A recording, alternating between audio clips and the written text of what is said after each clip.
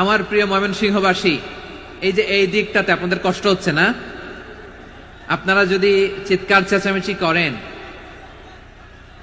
Sound ঠিক হবে, কারণ লক্ষ লক্ষ জনতা, সবাই চিৎকার করলে আমার সাউন্ড শুনবেন কি করে? এরপরে যে খুব ডাস্ট, খুব নয়েজি এরিয়া হয়ে গেছে এই জায়গাটাতে। আমি বলবো জায়গা না পেলে পেছনে যান। আপনি ধাক্কাধাক্কি করে সামনে আসলে শৃঙ্খলা নষ্ট হবে। কোরআনের মাহফিলে শৃঙ্খলা নষ্ট করা কাম্য নয়। আওয়াজ করবেন না, বসে যান। বসতে না পারলে দাঁড়িয়ে থাকুন, না পারলে আস্তে আস্তে সেফ জোনে যান। যেখানে দেখতেছি ধাক্কা মারামারি, আমি ওখানে যাব কেন? কি বলেন? বাইরে অনেক শত শত এলইডি দেওয়া, এলইডিতে দাঁড়িয়ে শুনুন। এই জায়গায় ধাক্কা, ওই ধাক্কার মধ্যে আমি যে ধাক্কা দেওয়ার দরকার আছে বলেন তো? একটা জায়গায় এমনি ধাক্কা ধাক্কি, তো আমি রোজা রেখে ওইখানে ধাক্কা ধাক্কি করলে পরিবেশটা কি ভালো হবে না খারাপ হবে? হ্যাঁ, একটু দায়িত্বশীল আচরণ করুন,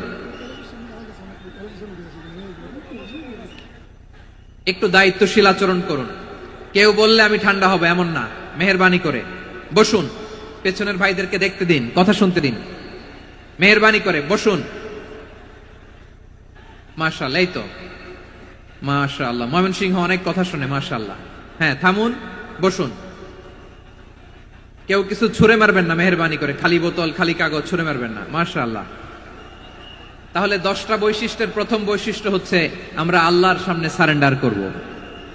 আল্লাহর আদেশের সামনে আমার কোনো অপশন নাই যে আমি এটা চয়েস করলেও পারি, না করলেও পারি, মানলেও পারি, না মানলেও পারি, এরকম অপশন ইখতিয়ার কি আল্লাহ আমাকে দিয়েছে?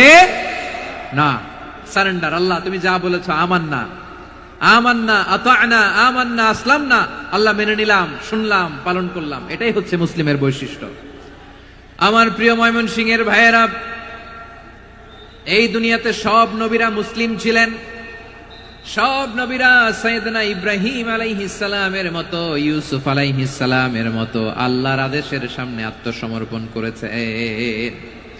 আল্লাহর সামনে নিজেকে সঁপে দিলেই সম্মান, আল্লাহর সামনে আত্মসমর্পণ করলেই ইজ্জত।